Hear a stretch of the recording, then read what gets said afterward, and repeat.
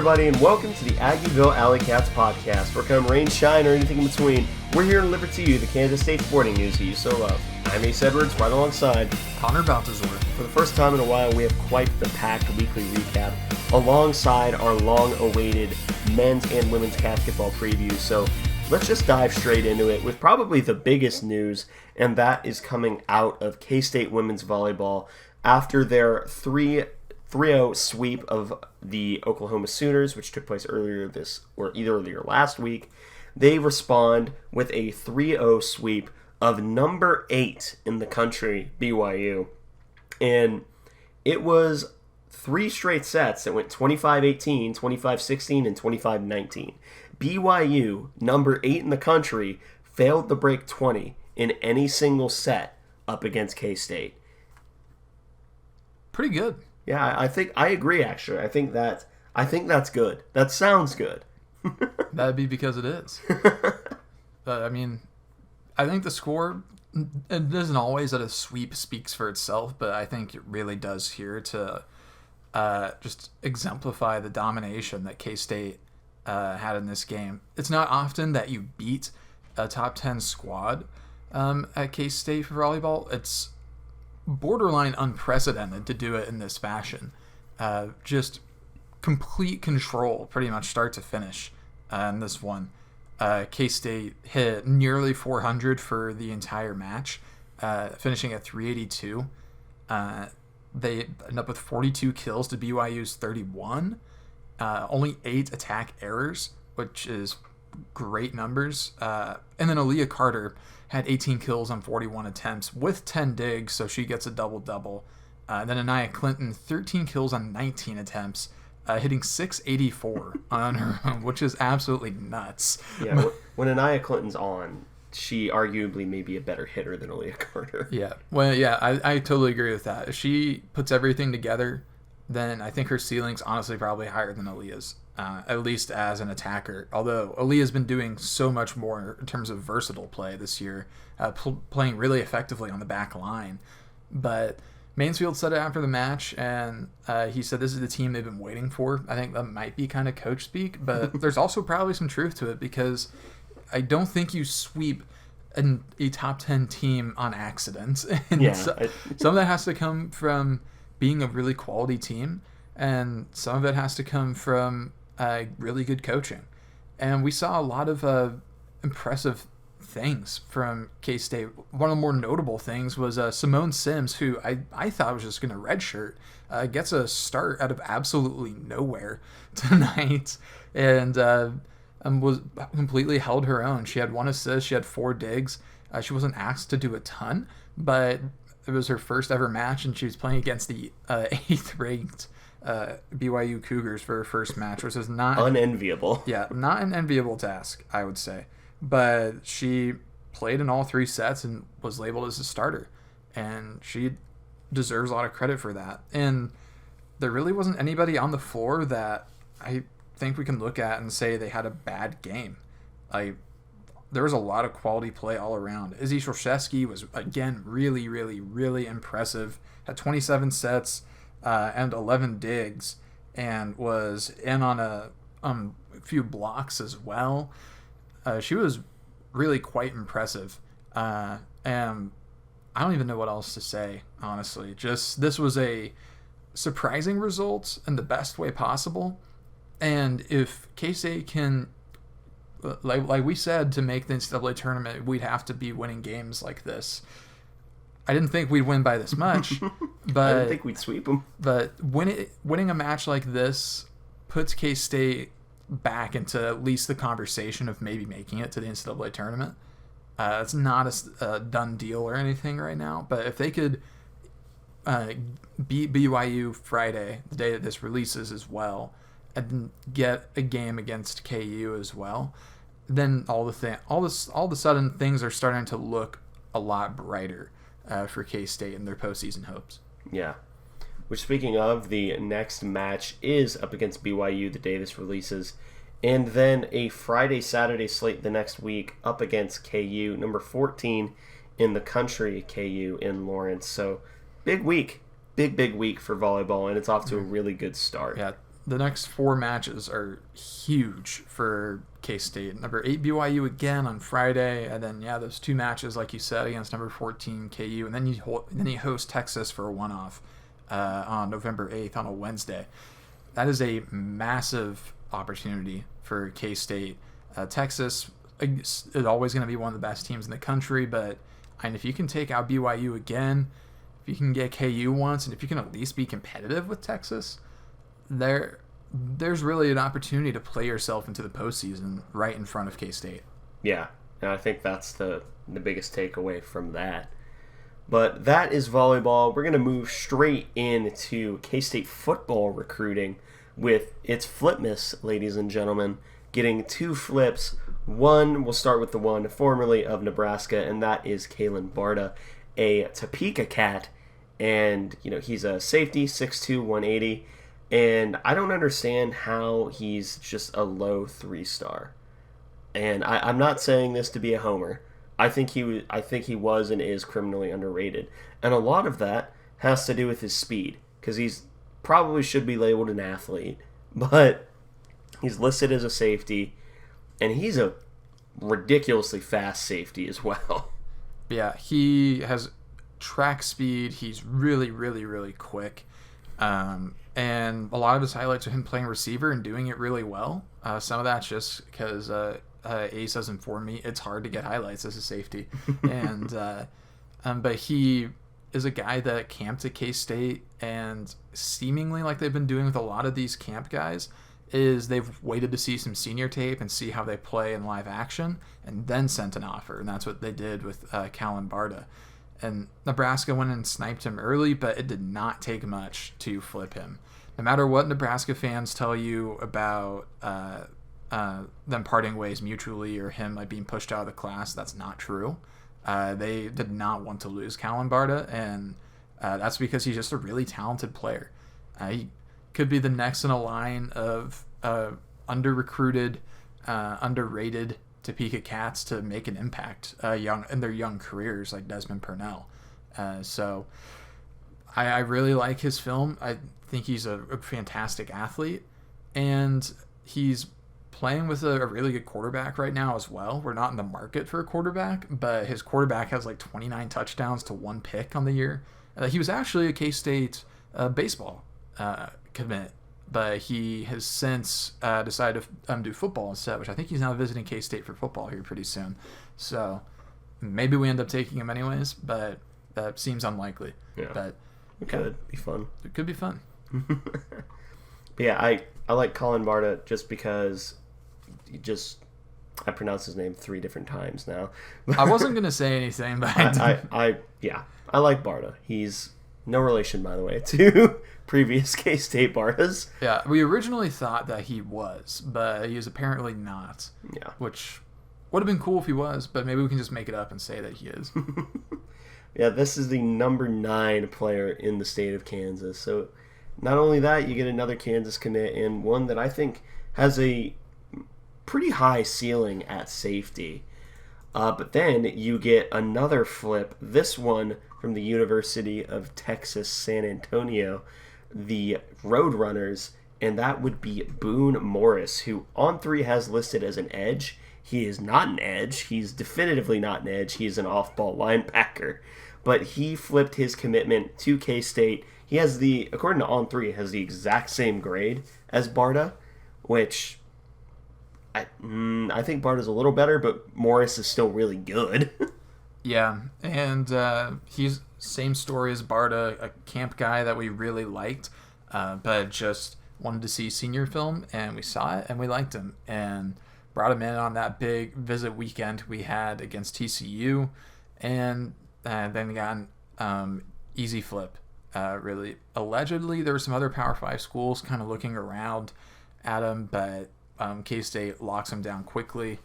I really like him at Mike Backer. His run instincts are fantastic. He's a really sure tackler, and he's just a very fluid mover and diagnoses a play very easily. He knows exactly what's in front of him, and definitely not an edge rusher, but he's super, super talented. I like him a lot. I think he'll hopefully see some increases in his grades. Maybe get some more scouts to take a look at him now that he's a Power 5 commit. But I guess we'll have to wait and see. But I really like Boone Morris. Yeah, I do as well. And credit where credit's due, Derek Young actually came up with a pretty good comp for him, and that would be Austin Romaine. I'm not going to get burnt on that twice. I refuse to get burnt on that twice. Yeah, if that's the comp that we're going to roll with, then yeah. He's definitely not going to be third to last in our recruiting grades. Problem is, he still might because this recruiting class is stacked. Yeah, that's true. There's so few of them, but they're all so good. But yeah, there are... I would say that the K-State recruiting class, at least for football, is winding down. There are a few important decisions that are still being waited upon, but I'd say the majority of the class is filled out, and there is, top to bottom, this is a really good class. There's no question marks in the class, I would say. Yeah, I'm kind of with that too, where in the past there's kind of always been guys that are question marks, but last year's class and this year's class, we haven't really seen that. There haven't been any guys where you kind of look at them and like think they don't belong at all. And yeah, it's a testament to how our recruitment is improving as a program, and how now that we're really establishing ourselves as being a future power for the Big 12 Conference, that's going to only see an uptick in recruiting. So, yeah, it's a really solid top-to-bottom class right now, but still going to be a few more guys, but probably not a ton. We had a pretty big class last year. We had, I think, almost 25 guys. I think we had 26. Yeah, so probably don't need as many guys this year. Yep. So that is the Volleycats and the football recruiting segment. And before we get in to an episode the part of the episode we've been looking forward to for a very, very long time, here's a quick word from today's sponsor. And welcome back, everybody, to this episode of the Aggieville Alleycats. You've officially entered one of the most anticipated parts of the year for us, at least, and that is the men and women's Catsketball preview. We're going to start with men's Catsketball. Just top to bottom, we'll say this outright, it's going to be another exciting season. Yeah.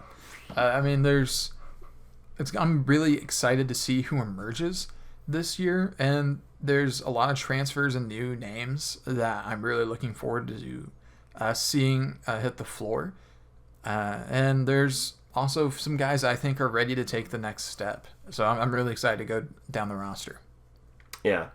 So we're not going to go absolutely down the roster, but familiar names include David Gasson, Dorian Finister's back, Cam Carter, and Naquan Tomlin kind of make up the big returners from the previous year. And David Gasson had a really good showing at FIBA, which is why he wasn't at the Israel trip.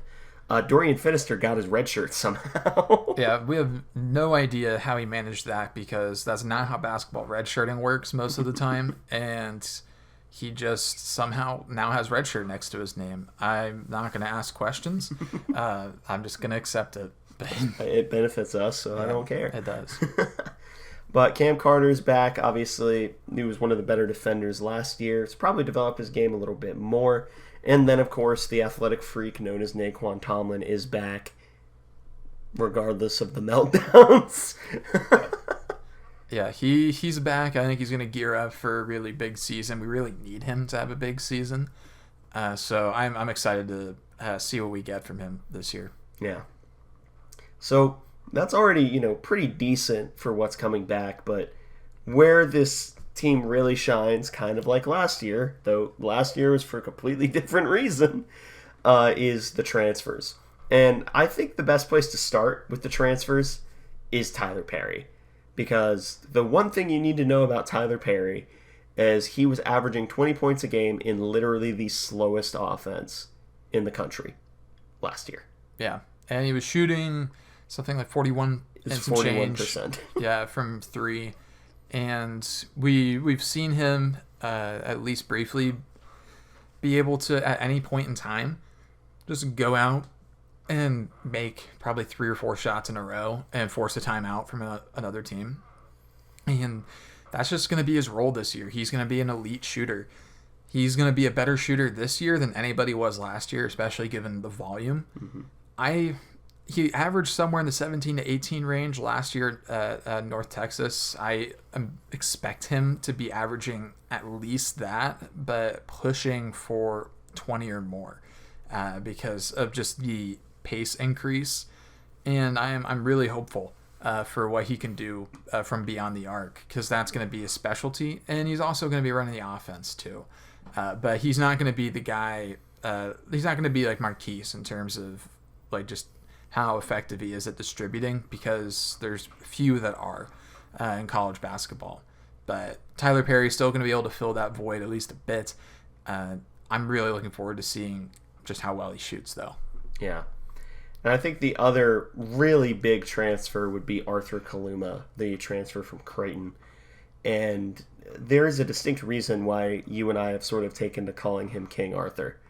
Because, or at least I've taken to calling him King Arthur. I'm not going to put words in your mouth. I was going to say, I haven't done that. Yet. Maybe I will. But he's another really big addition to this squad.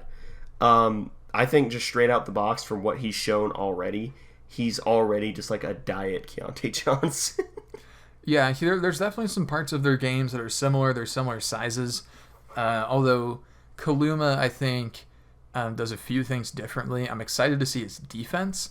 I think he's going to be an elite defender. I think he'll be a better defender than Keontae was, because there were times where Keontae wasn't the most effective guy on the defensive end. That was one of his few shortcomings. But Kaluma, I think, is going to be more balanced offensively and defensively. He does have some similar traits to him. He's not as good a three-point shooter, but he's still really good at getting to the rack. He's super, super athletic, and I think he's going to be a huge asset on offense as well. But yeah, they're similar sizes, but they do things a little differently, and but still have some similarities in their games too. I really like Kaluma. He kind of flew under the radar at first, it felt like, and was a starter at Creighton last year, but was like the probably 4th or 5th scoring option. And he has shown the potential to really develop as a scorer and reach a different level. So I'm hoping that we see a lot from Arthur Kaluma this year, because we're going to be relying on him to probably be our number 2 scorer. Yeah. Then you have the roster added a lot of people, but I think something that you and I have heard is Quez Glover. He's also going to be another contributor who may not consistently crack the starting 5, but as the first guy off the bench, you couldn't do much better. Yeah, Quez Glover, everybody seems to keep saying that he's really fast. He started his career at Florida, went to Samford, and then committed to BYU, and then flipped his commitment to K-State. I'm hoping, if nothing else, that he'll be similar to Desi Sills, and that he's going to be a spark plug off the bench and is just going to be able to get to the rim at will for the most part. That kind of seems to be a lot of his game, given his speed. Desi was really fast last year as well. So I think they're going to be similar guys. I think Jerome Tang's probably really happy he went out and got a similar player. He's not an awful three-point shooter, but that's just not his game. He doesn't take a high volume of shots there. He wants to get to the rim, and that's where he's going to do most of his damage.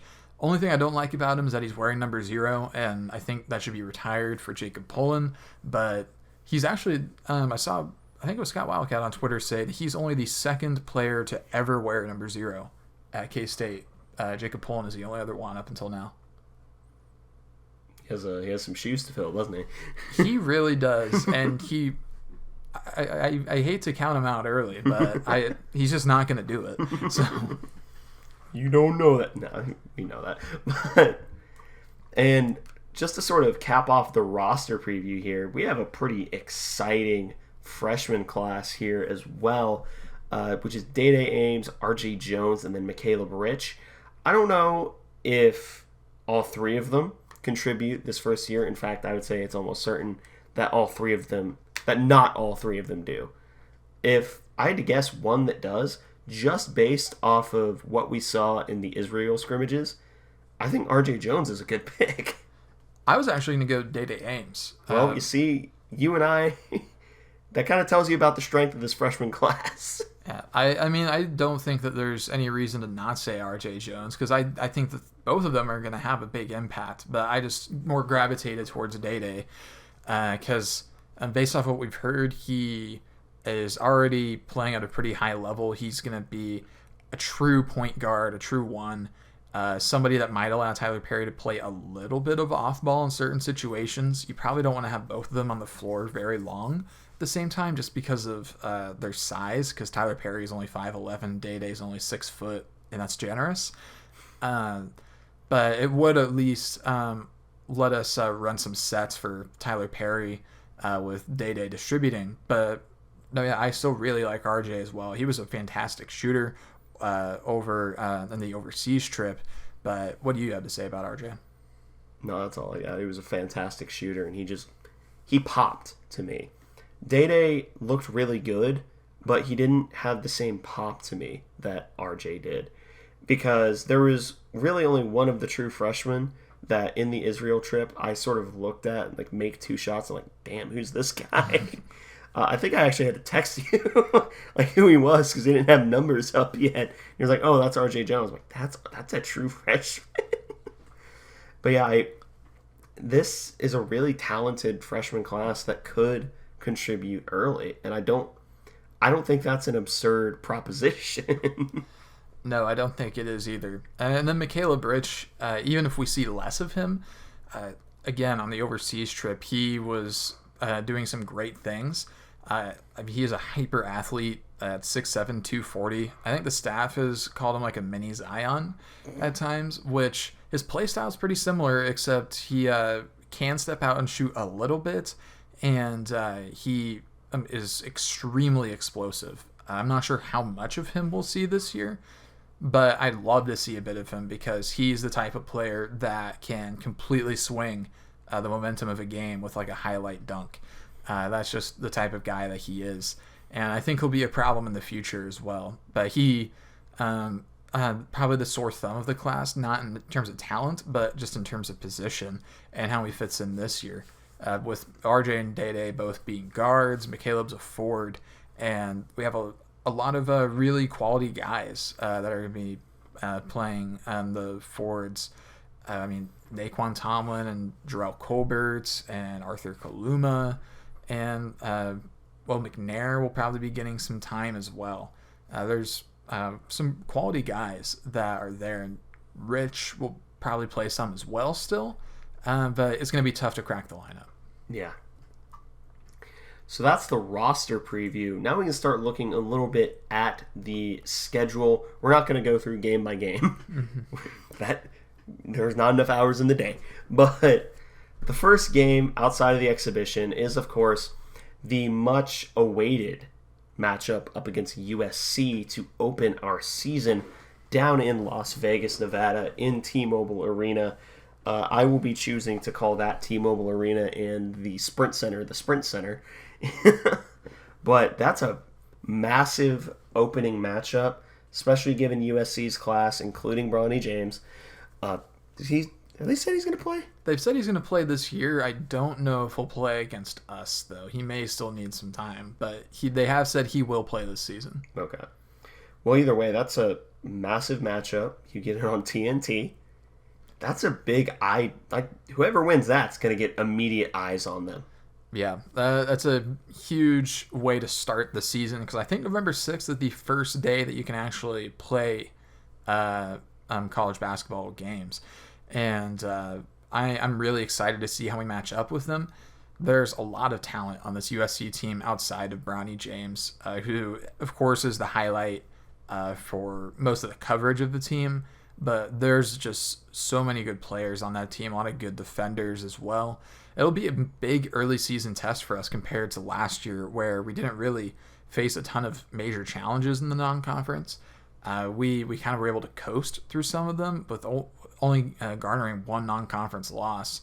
So this is a completely different way to start our year. USC is going to be a really quality team, and they're almost certainly an NCAA tournament team. So we're starting out hot, and we're going to have to be ready because that game is really coming up here. Yeah. Then going through the non-con game, the only other notable one I would say, well, the Bahamas Championship up against Providence. Providence is always a consistently okay squad. It's a good. And then we will either be facing Georgia or the U. I have my preferences. Yeah, I think that if we were talking about ease of play, we want to play Georgia. But if you want the storyline, I want the storyline. Miami is the answer there with a rematch of K-State against Nigel Pack.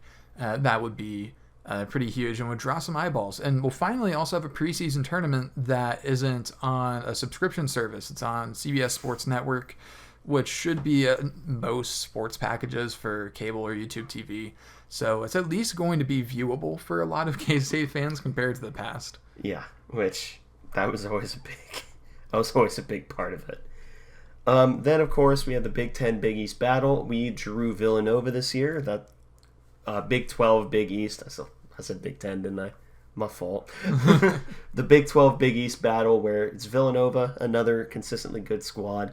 Then this is a really big set of 4 games here. We go Villanova at LSU versus Nebraska and then versus Wichita State in the Sprint Center. I'm not calling it the other name.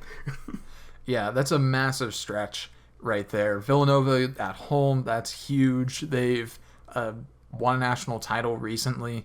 Obviously, they lost their head coach, and they're coached by Kyle Neptune now. I shouldn't say they lost him. He retired. It made him sound like he died. Oh, yeah, he retired. But then LSU is a rematch from last year as well, a game that ended in semi-controversial fashion. Then Nebraska, it's an old hated rival. We've beaten them 2 years in a row. Hopefully we can make it 3. And then Wichita State, you never want to lose to Wichita State. That would be very embarrassing. That's the extent of that.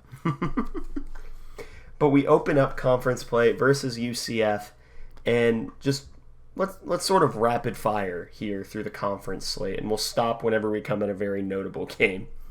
Versus UCF is the opener, then at West Virginia, at Texas Tech, at home versus Baylor, versus Oklahoma State, at Iowa State, of course, at Houston, of course, versus Oklahoma, at Oklahoma State. Of course, we get Big Monday up against KU in Manhattan.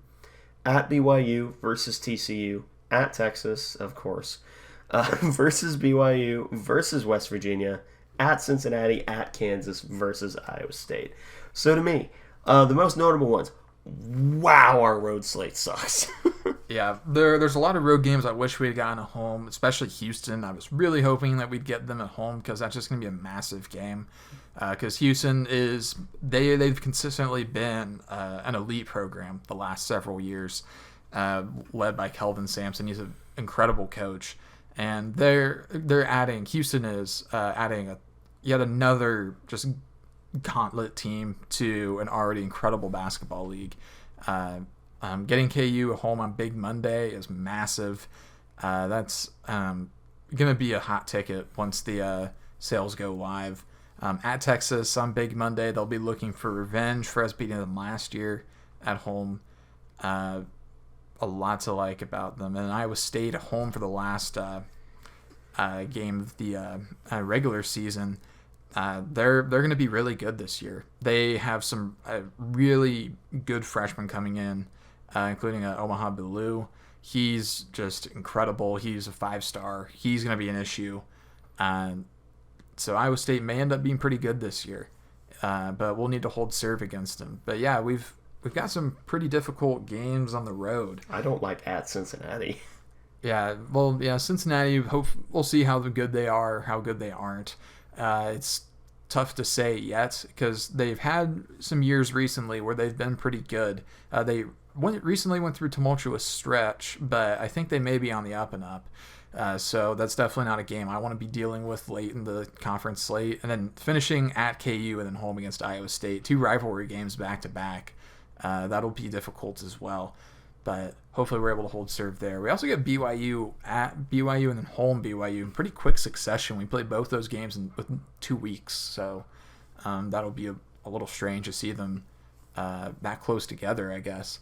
But it's going to be a good slate for K-State. This team, I think, overall is going to be really interesting. I'm hopeful that we can get on a roll early and not kind of slog through non-conference like we did last year at times, because there were definitely times last year in the non-conference that we didn't play up to the standard that we should have been playing, and I'm hopeful that we really get it together sooner in non-conference play, because we're going to need to be in top form when we get to conference play. Yep. So now that we looked at the schedule, there's really only a few questions left. We'll start with the easiest one, and that is, what do you think of this roster, like top to bottom, and how it compares to last year's? I think the line that everybody's been towing, including us, has been that it's a deeper team than it was last year, but you still don't have Marquise Noel or Keontae Johnson. That's kind of the obvious answer, I think, is to say there's more depth, but you don't have the star power necessarily, at least not yet. But it's a good roster. It's a quality roster. And I'm sure there's going to be somebody that emerges that maybe surprises us a bit, or maybe that we weren't expecting as much, because obviously we expect big things from Tyler Perry, Arthur Kaluma, and Naquan Tomlin. But who else is going to step up and be a big-time role player? Will it be Quest Glover? Will it be Jarrell Colbert? Will it be somebody else? Will it be one of the freshmen, like maybe Day or RJ? Yeah, there's a lot of good options. And I agree with the line that doesn't have the top two talent, but top to bottom, you cannot look at me and say that this roster is even a lateral move from last year. The depth is significantly better. And I think a lot of that has to do with the fact that, no offense to the guys on last year's roster, but quite a few of them were grabbed as scrambles. Which, they played well together. They eventually came together well as a team. But I think that this roster, just top to bottom, is significantly more talented in terms of depth, which that sort of came to backfire against us, especially late in the year when we sort of, I'm not going to say sleptwalked, but kind of stumbled a little bit towards the back end of conference play, was depth. And we couldn't find, say KJ gets in foul trouble, which he did a lot during the back end of the year. Who replaced him? No one. It didn't happen. But, I'm really excited with this roster. And I think a big part of that excitement is the second of the two major questions, and that is, what are the expectations for the team? I think an easy expectation is you need to make the NCAA tournament again, and you need to win at least one game. I think anything less is a disappointing season. Because, last year we were, you and I at least, we were fairly confident that this was an NCAA tournament team.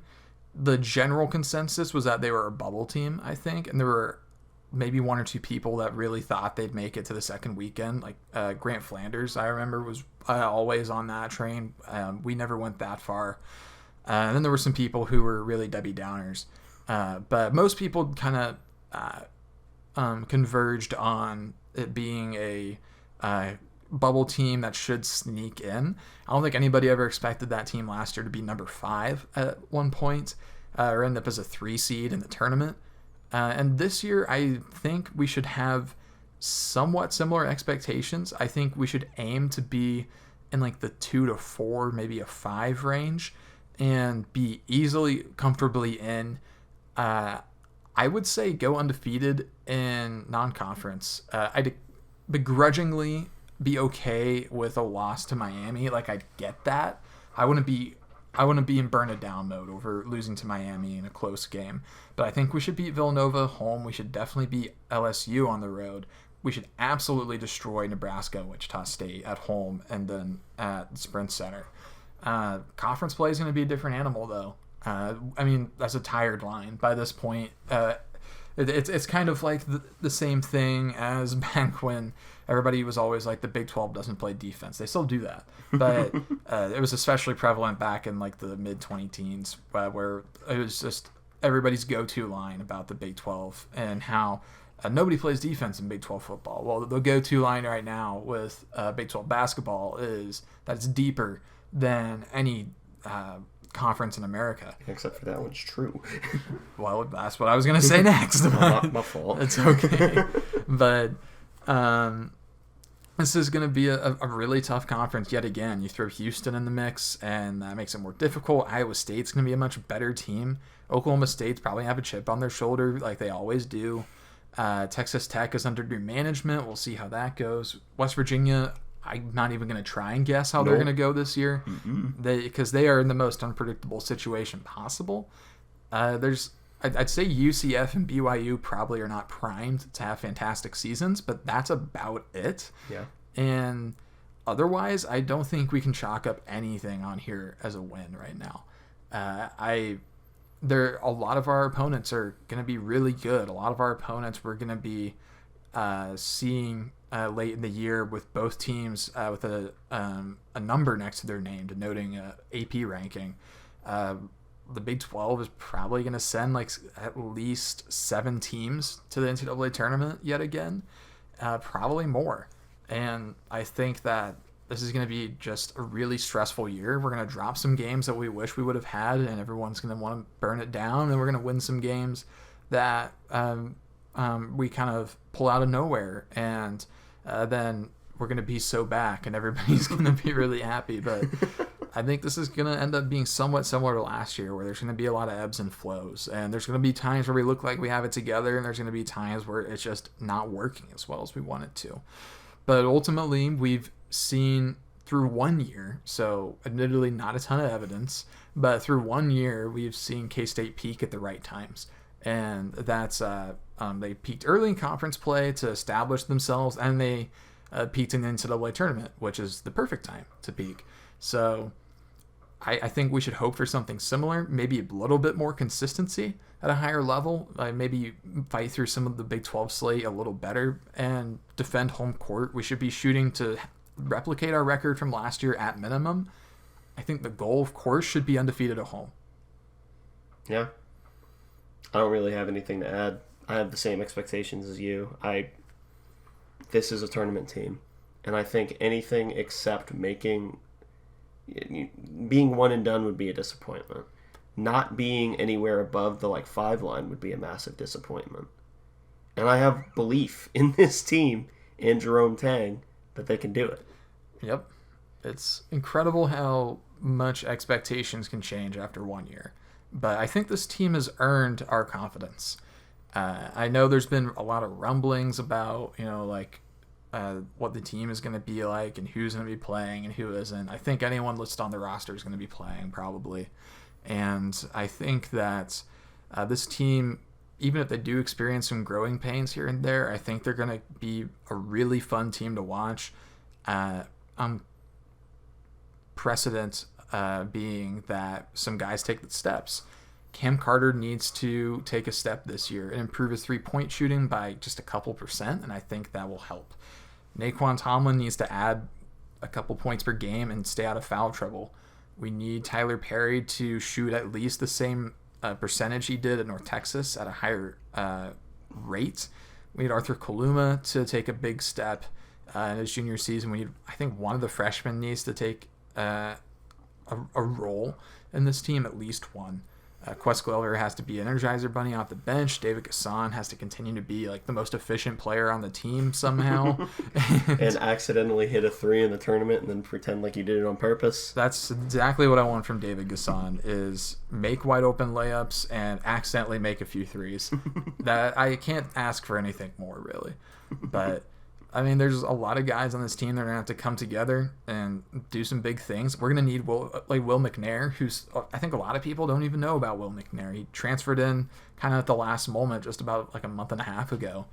We need Will McNair. We're going to need him at some point to defend a big post player, I bet, that we're going to struggle to defend otherwise.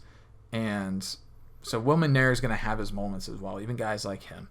So there's a lot riding on the depth of this team, but this is a deeper team. Yeah. All right, so that's the men's Catsketball team. And now here's the thing that I haven't shut up about 6 months, and that's the women's Catsketball team. And I'm just going to say it straight up. cards on the table, this is a team that has, if it was based purely off of talent, has no reason to not make it to like a Final Four and Elite Eight. If it was strictly based off of talent, that is how good this roster is. All right, with those cards on the table, let's talk about the roster. And I feel like the person that everyone's going to want to talk about first is, of course, the triumphant return of the NCAA single game scoring record holder, Ayoka Lee, number 50. Technically, with the new rules, she could have changed her number to 61. I guess she's humble and didn't want to do that. But she seems very humble. She seems very nice. But Ayoka Lee is back. And I think she is probably the most important of what I have started calling the big three. She's certainly the largest of them. But just having her back, I think you'll notice an immediate difference between last year's team and this year's team just by virtue of her being back. Yeah. Ayoka Lee was definitely sorely missed last year, even though we did have at times a pretty quality team, but there were some pretty significant struggles at times as well. And it was very clear that we weren't really sure what to do at points without Ayoka Lee, just because of the just automatic offense that she is. We badly need Ayoka Lee back, and now we have her, and we are able to pair her with additional talent that we've accrued. This is a massive, massive opportunity for K-State women's basketball to really make a mark, to make a run at a Big 12 title, and to make an NCAA tournament run. There's just so much talent on this team that this is the year that we need to do it. Yeah, absolutely. And that kind of leads us, you mentioned additional talent, that kind of leads us to the second of the big three, and the fact that we're calling what I believe was in conversations for All-American, if not an All-American last year, the second, sure to tell us what we're dealing with here. And that's number 12, Gabby Gregory, who was sort of just pigeonholed into being a post player last year, who also happened to be able to shoot. And she was the most efficient shooter on the team, while she was also basically playing one of two of the primary post players, which, you take those. But Gabby Gregory is another massive cog in this machine that is this roster. Yeah, and I think the fact that she was having to go from playing a guard to at times having to just kind of drive into the post and play back to the basket a little bit was just an indictment of the lack of big talent and around the basket that we had last year. She wasn't really a post player per se. She was just doing everything. Yeah. She, of course, is listed as a guard. That should be what she is. But, sometimes you get desperate, and you have Gabby Gregory backing someone down to try and get a layup. She wasn't bad at it. No, she wasn't, which was even more disappointing. She's going to be huge this year. We need her to continue to be an effective shooter. She shot around 33% last year. She can up that just a little bit. I think we're going to be pretty happy. And she averaged somewhere around 18 a game. And we don't have to have her do that because Ayoka Lee is going to be back. But if she can get even close to that, that's going to be massive.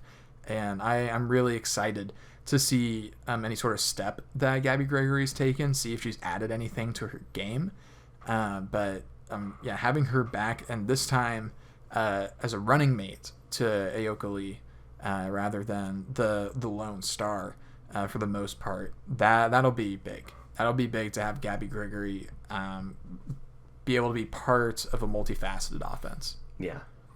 And then I think the third of the big three would be Serena Sundell, who I think I said last year was one of the best distributors in K-State women's basketball history. I'm standing by it. I think she's second in assists. But even then, she's developed a more complete skill set as well. She's sort of a do-everything guard now. She's not just, assist. No, she's a scoring threat as well. She was in the same boat as Gabby last year, where sometimes she had to back people down, and she wasn't bad at it. And she also developed a lot more of a consistent shooting game outside as well. And if there's one thing that you can say about Serena Sundell, is she is tough. Because for no reason, she always catches some sort of mid-game injury and is back within 2 minutes. Yeah, it seems like she always ends up being a target somehow. I'm not sure why it's always Serena Sundell. Maybe she's always saying stuff during the game or something. I don't know. But, yeah, she always seems to find herself getting run into kind of away from the play or getting a hard foul. But then she always finds her way back into the game and then kind of takes it personally and plays even better. But Serena Sundell, she is a really quality player. She's now going to be in her 3rd year, so she's got a ton of experience now. She's been a 2-year starter. There's a lot to like about Serena Sundell, and I think her taking another step and kind of getting back to how she was as a shooter earlier in her career, because she was very up and down last year, which I think this year should take some stress off of her, given that Aoka Lee and Gabby Gregory are going to be back. We need Serena Sundell to be our 3rd scoring option and be our main distributor. And I think that's what her role should have been last year, but this year she's going to get that. But now with another year of experience under her belt, she may be able to do even more as well. And she's a solid rebounder as well. She's very tall for a guard, especially point guard. She's 6'1". She's by trade a shooting guard. But it's just been playing the point since she got here. So Serena Sundell, we need a big year from her. She needs to be averaging probably around 14 to 15 a game, I would say, if we really want these big three to be a true big three and be like the main focal points. That's kind of what we need from Serena Sundell. But if not, we can have her take a little bit more of an offensive backseat, get to the 10 to 12 range, and focus on getting assists and running an offense. But that's just going to kind of come down to Jeff Mittie when he wants. But I'm very excited to see the next step Serena Sundell takes, because she's taken noticeable leaps each year. Yeah. So that's the big three, but we're not even done, because there are a lot of returning pieces from last year that are really important. You know, you get Jalen Glenn, who led the Big 12 in steals and yet was not on the All Big 12 defensive team. Yeah, that was a travesty. I still don't understand why she didn't make it onto the All Big 12 defensive team, but hopefully she wears that as a chip on her shoulder, because she was absolutely incredible last year, especially in conference play, getting steals, and she just does so much defensively along with her twin Bradley Glenn. They're both really good defenders and at times really good 3-point shooters as well.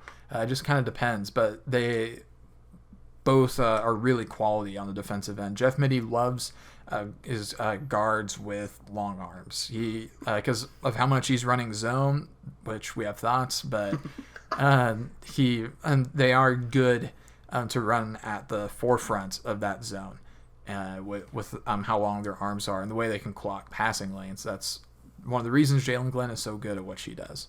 Yeah, and you mentioned her twin sister, but I think that, well, we'll cover Gisela Sanchez in a different segment here, but the other returning option, I think, has pretty quickly become you and I's favorite player on the team, or at least the one we're most excited about, and that's Eliza Maupin, who I am not sure if you've ever made this statement, but I've just called multiple times the female Naquan Tomlin, because she's just a monster athlete who should not be able to move the way she does. She should not have the skill set that she has, because she's just more athletic than everyone on the court all at once. Yeah, she is definitely a different player for K-State. We're not used to having someone like Eliza Maupin, where I think we've kind of gotten used to having more rigid players, especially in the post. But Eliza Maupin is the complete opposite of that. She's a pure athlete, just incredible stuff that she's able to do. We throw lobs to her occasionally, and she's able to just reach above everyone. She's a really good rebounder, and she had moments of greatness last year. She had flashes last year where she showed her potential, but just had difficulty struggling or adjusting to Division I basketball. She definitely was foul prone at times. She kind of started to figure it out later in the year, though. It's because she's just so physical.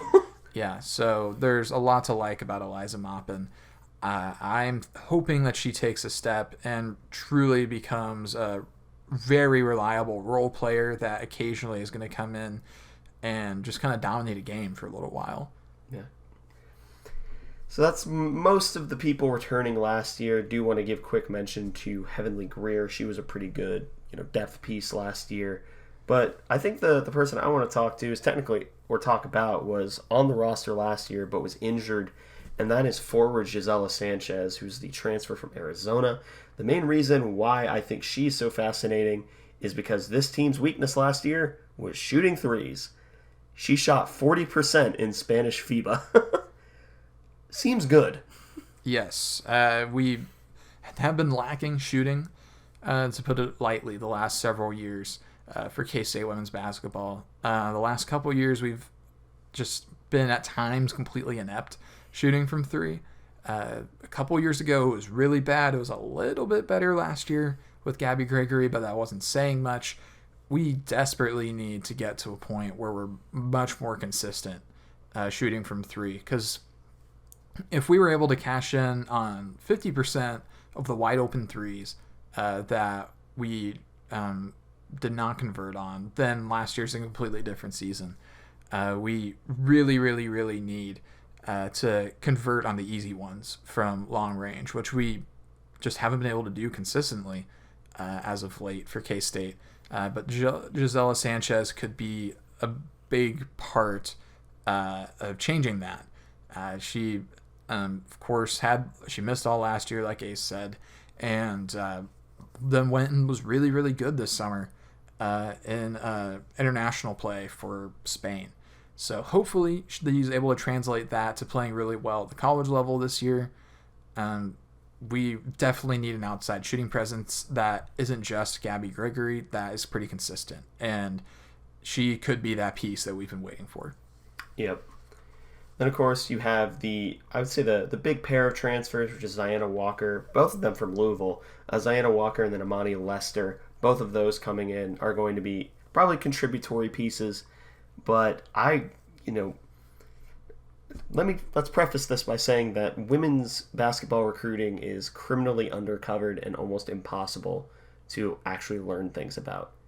I say this because we have known about Taryn Sides for 2 years, and that is one of the true freshmen coming into this class.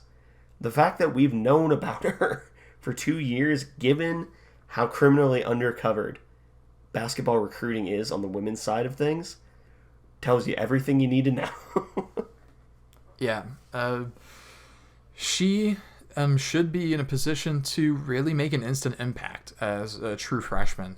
She kind of has a role that we don't have so much right now, which is a smaller, true point guard. She's a 1 through and through. And we are really going to need somebody to come in and sometimes let Serena Sundell and Gabby Gregory both play off ball. So if we want to go to a high shooting lineup or just get a natural distributor in at the 1, Taryn Sides is probably the person. Had a great high school career in Phillipsburg, Kansas, and we really need her to be ready to contribute early and often, because we're kind of just one piece away right now from having everything click, and Taryn Sides could be that piece. Yeah. So basically, here's what I think of the roster. There's a way to configure this roster that fits any play style that you really want. You want a high shooting roster, you have a lineup for that. You want a really good defensive roster, you have a lineup for that. You want a physical post roster, you have a lineup for that. You have a lineup for nearly every single play style that you would want, and you wouldn't even need to change like more than 2 pieces at a time. That is the sign of a ridiculously talented roster. Yeah, there's so much to like with this team this year. There's talent at every position. There's potential at every position. This is going to be our best shot to really make any sort of run, I think. We need to take advantage of this opportunity that we have to really have a memorable season that will go down in K-State women's basketball history as one of the best that they've ever had. And it's ultimately going to come down to execution, because all the talent is there. Everything is there. All the pieces are on the board. But it's just going to come down to how we use them. And if we can use them effectively, then we could be in for a really fun season. Yeah. And I think that's the best way to describe it. It at very least will be fun. But now, getting into the schedule, the first official game's Presbyterian. But the first really big game, you actually have two back-to-back. And it's the rematch up against Iowa and Caitlin Clark. That'll be televised on FS1. As of right now, the comically sized FS1 logo on the K-State women's basketball schedule. Then you head straight from that game into playing Wisconsin. Those are barometer games. Yeah, Wisconsin is a team that we beat last year. I think we need to expect to do the same. At Iowa, that's also a team that we beat last year. I'm not sure if we can expect to do the same. I kind of agree. Iowa spent last year having an incredible season. We beat them early in the year without Ayoka Lee. So that is one thing that maybe plays into our favors. We will have Ayoka Lee this time. But Iowa's going to be on a revenge tour this year. They got boat raced in the national title against LSU. And they're going to want to prove themselves. They're going to want to win a national title, and that's going to start with beating us. That's going to be an early test for them, an early way for them to prove themselves, in the same way that it is for us, too. But it's going to be a difficult match, especially on the road now. We're going to need a lot of luck and a lot of things aligning our way. And we're going to also figure out a ton about this team from that 2-game stretch against Iowa and Wisconsin. Yeah. Then going through the rest of the non-con, of course, we get Missouri in St. Joseph, which hasn't been announced as any sort of, televised spot. I imagine it'll be on something. But we open our conference slate at Cincinnati, then play Houston, UCF, Oklahoma, Texas, at TCU versus KU, at Baylor on FS1. Actually, let me rewind here. Oklahoma and Texas games are both home and on ESPNU. And then at Baylor, FS1. And then at versus BYU, at Oklahoma, at Texas, FS1. Versus Oklahoma State, at Iowa State, versus UCF, versus West Virginia, at KU, at ESPN2, Iowa State, and Texas Tech. So, we do get the home and home with Texas this year, so yay us. But we also get the tough matchup of at Baylor. I think we face every single school that was ranked ahead of us in the Big 12 preseason poll at least once, because it was Texas, Baylor, and KU all finished in front of us. So we played Texas twice, Baylor once, and then KU twice. But all in all, this is not as difficult a conference slate as it could have been. Houston was not very good last year. Yeah, we beat them, actually. Yeah, we beat them very badly. Yes. Cincy wasn't great last year. TCU, I'm still upset. I don't want to talk about it. BYU is up and down. Oklahoma, up and down, but consistently at least solid, especially in Norman. This is a surprisingly favorable slate, at least I would say, in conference, which is building up my expectations again. Yeah, we should be able to have a really good conference season this year. I think that we need to be finishing probably top 3. I would say anything worse than top 5, I think, is a major disappointment. And I think that we really need to take advantage of getting Oklahoma at home, getting Texas at home, getting KU both home and away. We're going to need to... There's going to be some really good teams on here that we're just going to have to beat twice. Because I think we should be making a run for a Big 12 title this year. And I think that should be our goal. But it's not going to be... It's easy to have a solid conference year against this type of schedule, but it's whatever schedule you have, it's always very, very difficult to make a conference title run, just because of how consistent you have to be week in, week out, game in, game out.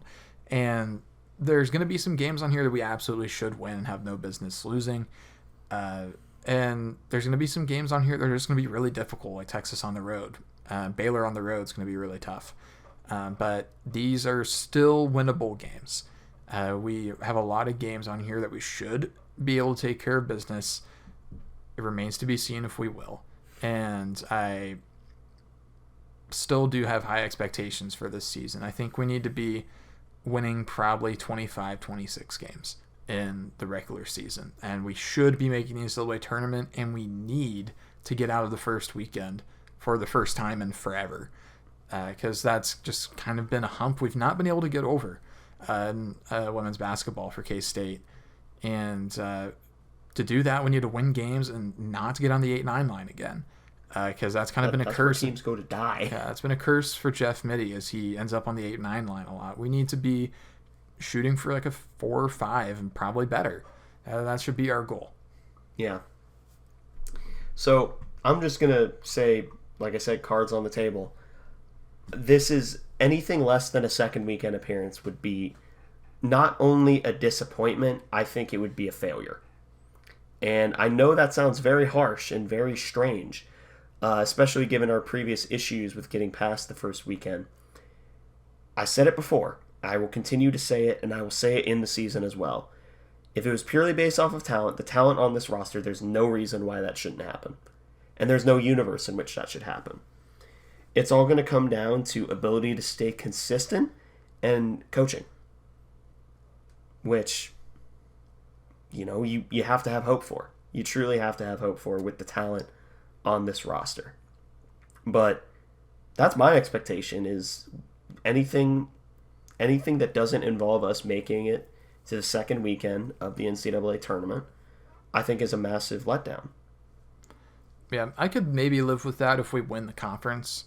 But I still think that we do need to make it past that first weekend, because if we're not going to do it this year, we might never do it, for all of eternity. Like, this is our best chance, at least our best chance that I've seen in a while in my lifetime, because K-State women's basketball has been kind of up and down and had a lot of mediocrity in my lifetime. But there's kind of been a curse, it seems like. We've not been able to really get very far, even with really talented teams. Back in the early 2000s, we had some incredible teams. We won the Big 12, but we didn't really do anything in the NCAA tournament. And we need to reverse our fortunes pretty badly, or we're going to be continually stuck in a pattern of mediocrity for a while, which is just disappointing. And this year, this team's super talented. Ticket sales are up for women's basketball. We need to make a push, and we need to see some success with the talented roster, or there's going to be a time in the future where a change needs to be made, and I would prefer that not happen, because I happen to like this team. I happen to like the staff. I think there's a lot to like about what's going on with K-State women's basketball, but we need to see results at one point or another, and this should be a great year on paper, but we need to watch it happen first. Yeah. I don't want to count the eggs before they hatch. Yeah. I think that would be a mistake. But the last piece of advice I'll give people is, if you're going to hop on the roller coaster, hop on it now. I'm not saying that because I'll get upset if people start disingenuously covering this team when they're good. That will happen, but that's not why I'm saying it. But I think that this will be a very exciting team no matter what, just by virtue of what this roster is top to bottom. So if you're going to start paying attention early and support this team with all you got, because well and truly, this is not a roster that you get very often. Talent like this doesn't come walking in to Manhattan, Kansas every day, regardless of sport. And especially in women's basketball, there's only like 3 schools where this talent can exist consistently. So when you get it, you have to enjoy it. And that's my advice, is hop on this train early and have some fun. I don't have anything to add if you're waiting for me. But yeah, no wacky segment this week, just since it's already a pretty long episode. So thank you all for listening to this episode of the Aggieville Alleycats podcast. If you want to follow or contact the show, you can follow us just about anywhere at Aggieville Alleycats. If you want to email us, we're aggievillealleycats@gmail.com. If you want to follow us more personally, I am at ACEdward00. I am at Connor Baltazar, capital C, capital B. And if you want to support the show financially, please be sure to check out the official Aggieville Alleycats merch store.